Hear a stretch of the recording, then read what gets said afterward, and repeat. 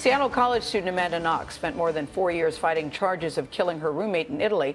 She became a well-known name all around the world, but most of us don't remember the name of the victim in her case. It was Meredith Kercher. Kercher's father believes the drama over Knox's conviction and ultimate acquittal overshadowed the loss of his daughter.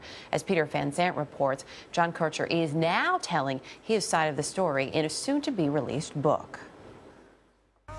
Meredith Kercher, featured in this music video, was just 21 years old when her body was discovered in the house she shared with Amanda Knox in Perugia, Italy.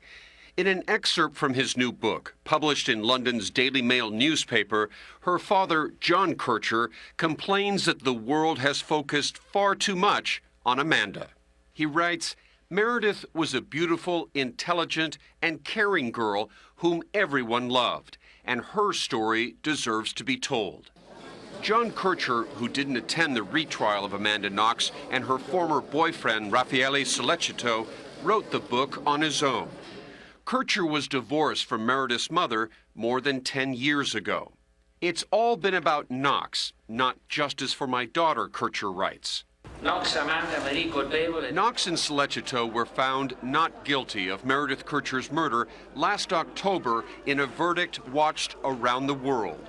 The next day, the Kercher family reacted to the decision. We do find that we are now left, obviously, looking at this again and thinking how a decision that was so certain 2 years ago has been so emphatically overturned now.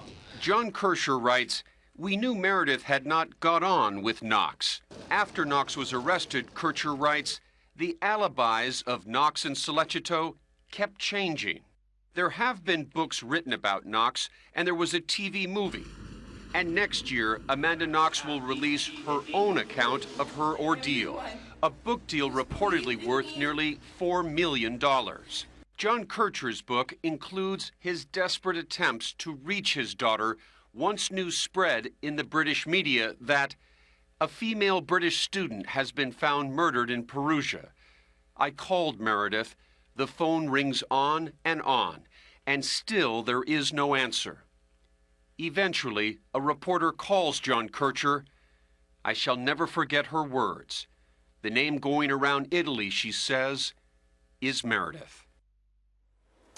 And Peter Van Sant joins us in the studio. That had to be an awful feeling if you've got a daughter who is overseas in Italy and the name is Meredith. You're thinking, oh no, what a terrible... The way he writes about it, I thought was very, very heartbreaking. It was very poignant, and John Kercher was very close to his daughter. She was on a dream academic semester in Italy to learn the language, and to have this happen, it's the classic every parent's nightmare. Now, he writes that the two women didn't get along. And during the trial, and we heard from Amanda Knox herself and from Amanda's family that was not true, that they actually got along pretty well. And I do think the truth is somewhere in between. The two of them had gone to a chocolate festival in the brief weeks that they'd known each other, and just 2 days before she was murdered, Meredith and Amanda Knox were out for a night on the town. So they were friends. They had roommate issues from time to time, but there was nothing malicious there. And as you point out, they hadn't been roommates very long. What was it, 2 months maybe? Just a few weeks, yeah, just a few weeks. So you're still in that period, too, of getting to know someone. This is really some of the first that we've heard from John Kercher, from Meredith's dad. They have actually been very quiet. As much as they said, we feel like our daughter's being forgotten, they've kind of been reticent to speak out, it seems. They have. The family's been remarkably classy in all of this. You'll remember the day after the acquittal, the rest of the family held a news conference. John Kercher was not at the second trial. And they were baffled by all of this, but they did not say there's an injustice here or that someone got away with murder. They truly believe that someone else must have been involved in the murder of their daughter, and they want the investigation to continue. Doesn't sound like he gets along with the rest of the family, does he, John Kercher?